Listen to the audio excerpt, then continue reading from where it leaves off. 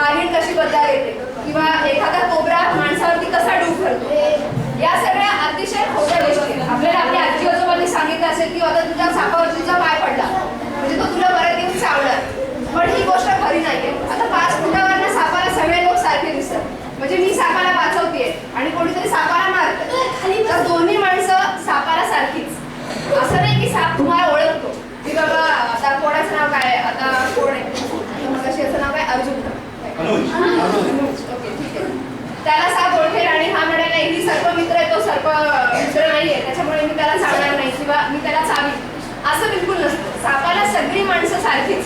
सापाचा मेंदू तुमचा आणि माझ्या इतका विकसित नाही. सापांना सगळे लोक सारखेच दिसतात.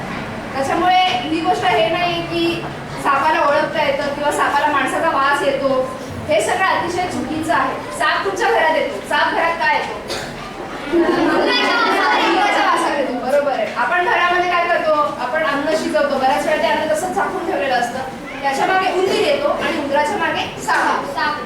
म्हणून कधी सुद्धा घरामध्ये असं खरकट उष्ण अन्न असेल ते व्यवस्थित ठेवायला पाहिजे, त्याची लवकरात लवकर विल्हेवाट लावायला पाहिजे. आपले आई वडील किंवा आपल्या आजूबाजूचे लोक काय करतात, जे सांडपाणी आणि खरकट असेल ते तिकडेच टाकून देतात घराच्या बाजूला. मग काय होणार, उंदीर येणार, उंदराच्या मागे साप येणार. आणि त्याच्याबरोबर आता पावसाळ्याचा सीझन म्हणजे खूप सारे बेडूक वगैरे आपल्या आजूबाजूला दिसतात आणि बेडूक हे सापाचं सगळ्यात फेवरेट आहे. म्हणजे आता कसं तुम्हाला सांगते, तुम्हाला सगळ्यांना पोळी भाजी आवडते, चॉकलेट आवडतं, जास्त काय आवडतं, चॉकलेट की पोळी भाजी? Chocolate obviously. कसं सापाला काय जास्त आवडतं, बेडूक जास्त आवडतो. उंदीर म्हणजे ठीक आहे, काम चलाव खाद्य त्याचं, म्हणजे काही मिळालं नाही तर तो उंदीर खातो. म्हणून सापाचं सगळ्यात आवडतं अन्न बेडूक आहे, म्हणजे नाग म्हणा किंवा बाकीचे.